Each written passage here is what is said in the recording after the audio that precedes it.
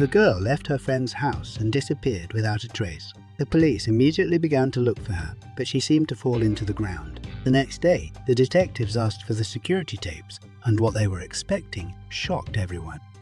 Friends, don't forget to like and subscribe to the channel. It's very important for me. Carly Brucia was born on March 16, 1992 in Sarasota, Florida. When the girl was little, her parents divorced, and Carly had to live with her mother. Her father moved to New York City, but despite the distance, she and her daughter were in constant contact, and the girl flew to him almost every weekend and holidays. Her mother married another man who became Carly's stepfather. She also had a younger brother with whom she was very close. Carly was very positive, cheerful, and had many friends. On January 31, 2004, when she was 11 years old, she stayed at her friend's house. They had fun, and the next day, Sunday, Carly was going home. In the evening, the final of the American Football Championship was to be broadcast on television, and the girl wanted to watch it with her family. She was usually picked up by her mother or stepfather, but that evening they were both busy. Then Carly decided to walk. The street was still bright, and her house was a little more than a kilometer away. She left her friend's house at about 6:15 p.m. after telling her friend's parents that she was allowed to go alone. When the girl left, the woman decided to make sure and called her mother. But she said that she did not allow her to walk. Then she decided to ask her husband, Stephen, to drive there and pick up the girl halfway. He got in the car and drove along the road that led to their house. But the girl was nowhere. His stepfather had visited the area several times, but had never been able to find it. Stephen told his wife about it, and she started to worry. The road leading from Carly's girlfriend to their house was almost straight, and the girl could hardly have gone any other way. The woman called all her friends who lived in the area. She speculated that Carly might have visited someone else, but no one saw the girl that night. She and her stepfather waited a little longer, hoping that the girl would still come home. But at about 8:30, my mother decided to call the police. The officers immediately began searching, concentrating their efforts along the girl's route. They talked to shop and cafe workers, knocked on apartment buildings, and tried to find anyone who saw her. Meanwhile, the police also searched every alley, inspecting the local park, but they could not find Carly. The search continued all night. The officers established that none of the friends and acquaintances had seen the girl that night. They also failed to find any witnesses. The police immediately began to look at her stepfather as a possible suspect. He was supposed to be on the same street as Carly, and in theory, he could have kidnapped her. But the man said he called his wife almost as soon as he got there, and they were on the phone the whole time he was out looking for the girl. The woman confirmed it, and investigators began to doubt that he could have done it. Stephen told the police something interesting. When the man was driving down the street looking for the girl, he noticed a red pickup several times, which also went in different directions on this section of the road. Later, when he arrived at his friend Carly's house, he saw the car in front of him. It turned out that it belonged to the stepfather of this friend named Ron. The detectives wondered if he had anything to do with her disappearance, and soon they had another serious suspicion. The next morning, they brought the search dogs to the scene. They were given to sniff Carly's things, and they caught her scent along the road from her friend's house. But then something strange began. The dogs led the detectives to the car wash, which was almost in the middle of the way. The girl's trail ended on the edge of the parking lot. The police immediately realized that Carly could have walked through the car wash to turn to a private road and cut her way to her house a bit. But the fact that the dogs lost her scent behind the car wash made the detectives wonder. They've cordoned off the place and started looking for possible leads. The owner of the car wash said he had motion detector cameras and handed over to the police the footage from last day. And here the detective saw something really creepy. One of the cameras in the back of the car wash was filming Carly passing there at 6:20, 1 p.m. Everything was normal when suddenly a man came out to meet the girl. He approached her and immediately grabbed her by the hand. Apparently, he told her something for several seconds. Then he took her out of sight of the camera. These shots really shocked the investigators. They understood that with a high probability the camera caught the moment of the girl's abduction. The detectives also suggested that an unidentified man could threaten Carly to go with him. The video shows him putting his hand in his pocket. Maybe he threatened her with some kind of weapon if she tried to escape. The main task for the police was to identify this man, and then they remembered Ron, the stepfather of Carly's girlfriend, in a red pickup truck. Despite the poor quality of the camera footage, they concluded that he looked like that unknown person. What's more, Stephen told them that the pickup truck was driving into the car wash grounds, which was even more suspicious. Ron was called in for questioning, but denied any involvement. The man said that after Carly's mum started to worry, he also decided to go on a quest. He and his wife were worried that the girl had left their home without their mother's permission and wanted to help with the search. Regarding the security footage, Ron stated that he had not yet left work at 6:21 p.m. The police interviewed his colleagues, and all confirmed that the men had indeed left after that time. The detectives asked for permission to search his van, and Ron agreed. No trace of the girl was found, and the police concluded that the man was telling them the truth. As a result, the investigators returned to their starting point. They threw everything at identifying this man from the video. They immediately noticed his clothing. It looked like a work uniform, and the man had on his chest some sort of badge or patch. Experts tried to improve the quality of the record and try to read what it says, but they never succeeded. All they could do was assume there was a 3-letter name on the name tag. In addition, tattoos were visible on the man's body, but the pattern could not be counted due to the poor quality of the recording. The detectives sent the footage out to TV channels and newspapers hoping that someone would recognize the man. Within a few hours, the recording had spread throughout the city. Hundreds of calls had begun to be made to the police. People were telling them they knew people they knew, and detectives were documenting every single tip. The situation was complicated by the fact that the quality of the recording made it impossible to see the suspect's face. Because of this, a lot of people shared their hunches about who it might be, but the vast majority of them were absolutely unsure of this. This went on for almost 24 hours, until in the morning of 3 February, detectives noticed one specific call. A man named Ed said he was 100% sure the man in the footage is his former colleague, Joseph Smith. He recognized him by his gait, build, hairstyle, and clothing. Smith worked as a car mechanic. The police immediately began to make inquiries about this man. Joseph, who was 37 years old, had 3 children but did not live with them because he divorced his wife. The man also had an impressive criminal history. He was arrested more than 10 times on various charges, from illegal substances to kidnapping and holding people against their will. Smith was currently on probation. However, a year earlier, the man had violated his parole twice, but for some reason he had not been sent back to prison.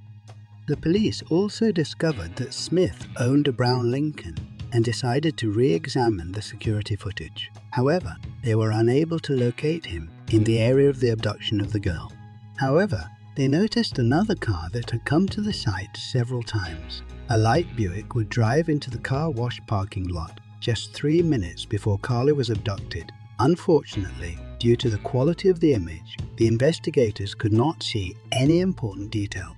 Although Smith's car was not seen in the area, the police decided to check it out. The man rented a room at the home of an elderly couple, and the detectives went to him. First, they watched the house and found that the owners were not there, and Smith was his own room.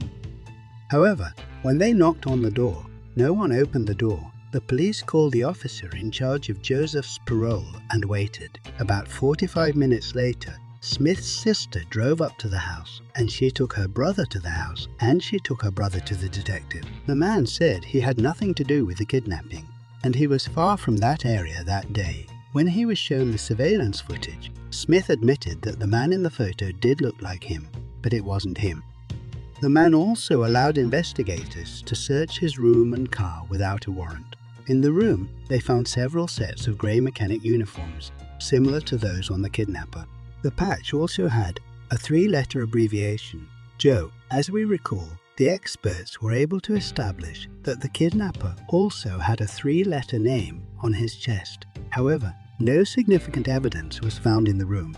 While the police were searching, the hostess returned home. She said the man was actually home at about 6:30 p.m. because he used a landline to talk to his ex-wife, so Joseph had a solid alibi.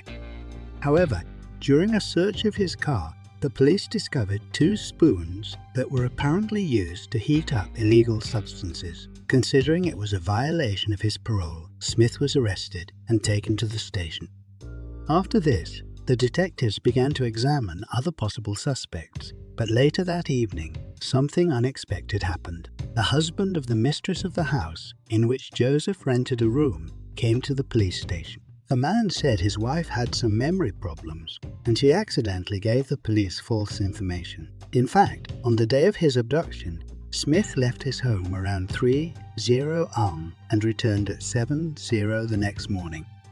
It is noteworthy that at that moment, it had on the working form of mechanics. Not only did Joseph not have an alibi for the abduction, he also lied to the cops that he was home. However, this was not the most interesting thing. Before leaving the house, Smith borrowed the owner's car, a light Buick. The same guy who stopped by the car was 3 minutes before the kidnapping. The owner of the house added that when Joseph returned his car, there was a real mess inside.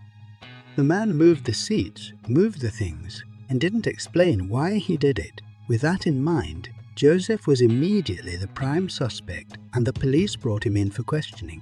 However, the man refused to speak without his lawyer. The investigators sent him back to the prison, where he was being held for parole violations. The next day, his brother John came to the police station, and the detectives were expecting something interesting. The man said that he had had little contact with his brother in recent years, but Joseph called him on the evening of 1 February. The man refused to talk to him, but a few hours later he arrived at his house. Apparently, Joseph was under the influence of some powerful substances, and his brother kicked him out. He later saw the kidnapping footage on the news and immediately realized that his brother was on it. Detectives asked John to help them get a confession, and the man agreed. He visited him in prison with his mother, and the brothers spoke for about an hour and a half. However, when John got out of there, he said that Joseph had never confessed, and he kept insisting that he had nothing to do with the crime. The detectives suspected that the brother and his mother might have been keeping something from them. John said that he recognized his brother from the news video, but that he did not share that information with the police until a few days later. Eventually, the investigators decided to follow him, and soon it paid off. Apparently, John noticed the surveillance and thought the detectives were also tapping his phone. They didn't actually do it. However, he did not know. The next night, he called the police and said that his brother had actually confessed to him and his mother.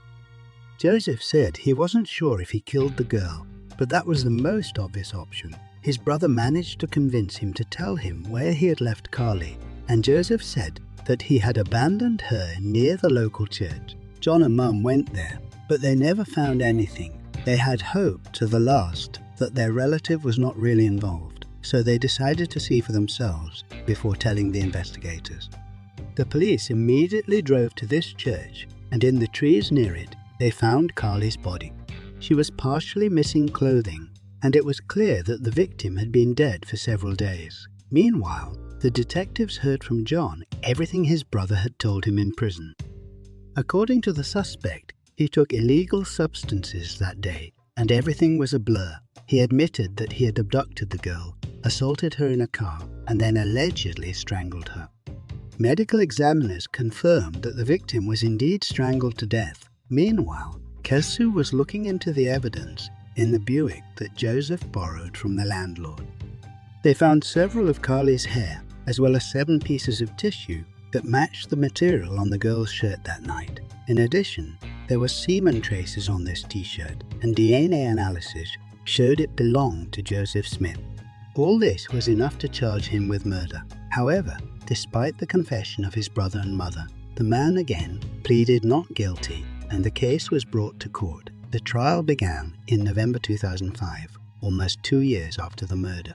The defense failed to provide any evidence to support the client's innocence. The prosecution, on the other hand, had ample evidence: the surveillance tapes, the alibi lies, the DNA on the victim's body, and the fact that he named her whereabouts made his guilt clear. The trial was swift, and Joseph Smith was found guilty. On 15 March 2006, he was sentenced to life imprisonment for kidnapping and abuse. And for Carly's murder, the man was sentenced to death.